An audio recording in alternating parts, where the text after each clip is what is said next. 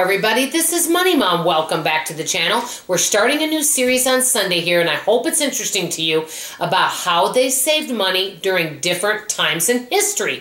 I am a big history buff. I really enjoy history, so does my family, and we're starting off the Victorian era, and basically that is from 1837 to 1901, during when Queen Victoria lived. So I wanted to chat with you guys about that and tell you some ways they save money during that time. So let me get started. And by the way, if you have any ways that you know that they saved money during Victorian times that I don't speak about today, please leave it in the comments below.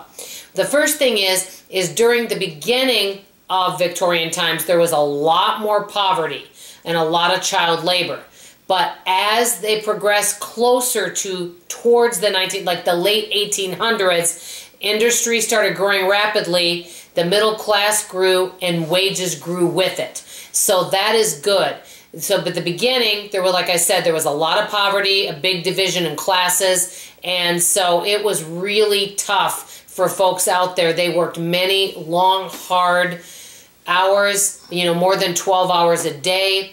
They, didn't get paid a whole lot for doing, dirty type jobs. I'm going to tell you one thing I would not want to do is empty chamber pots. Would not probably be one of my favorite things, but these folks worked really hard. So the good news is it started getting better towards the end of Victorian era, which is wonderful.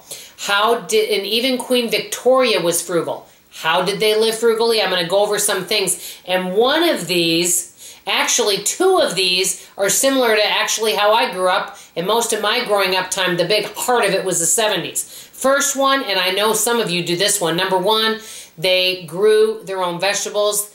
That was one thing, or they grew a lot of their own food and obviously made things from scratch.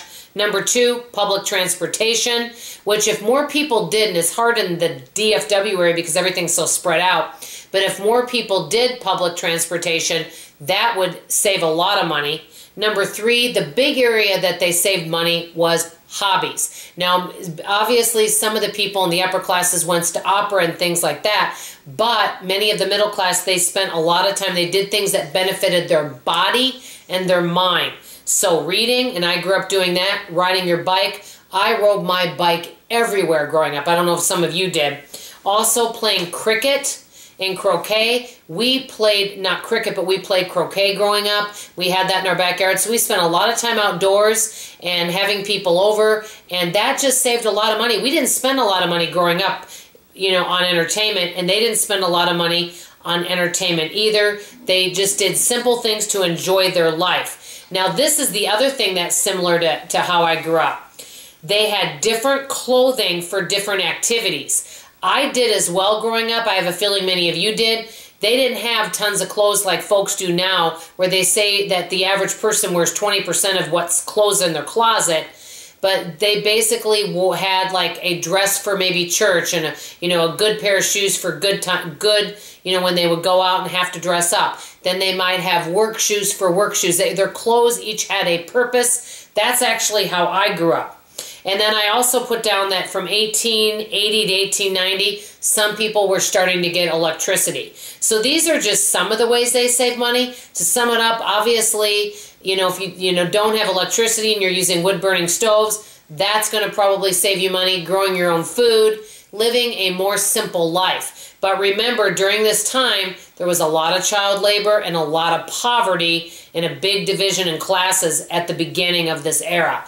I do love to reflect back on history and learn what are some good things, what are things from back then that we can take. It's kind of like, and I thought about doing this series, basically taking things that are old-fashioned and modernizing it for nowadays, and basically bringing that frugality from them and doing it during our modern times. Because we can learn something from each period in history of ways to do things and ways not to do things. I'd love to know from any of you. Do any of you like learning about the Victorian era? Let me know, and let me know if you enjoy history and if you like these types of videos. Next week, we're going to talk about the Edwardian era and how it was living during that time and how they saved money. That's all I have to say for now. I hope you enjoyed this video. I love you, I appreciate you, and I'll see you on the next video. Bye-bye.